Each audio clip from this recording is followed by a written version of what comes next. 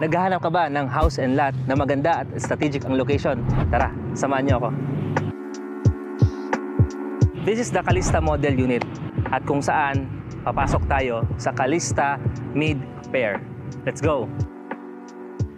Fence and gate.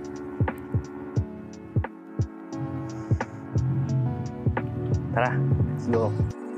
So since these are two units na magkadikit na pinag-combine, kaya meron tayong dalawang vehicle carport. Let's go inside.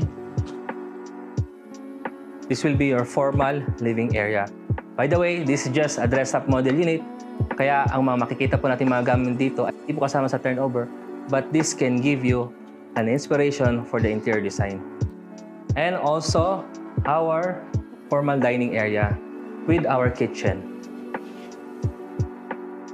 Let's go upstairs. Since this is just a combined unit with a proposed expansion, kaya yung mga number of rooms dito ay hindi ganun talagang actual turnover. Nasa inyo na po kung paano nyo gagamitin yung mga available space. But for now, let's count the available rooms on this model.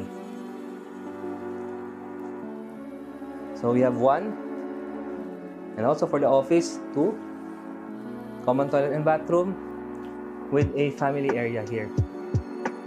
This is our 3rd bedroom. Single-size bed yung kasya dito. 4th bedroom, and then the 5th bedroom, and this is the last, which is the 6th bedroom.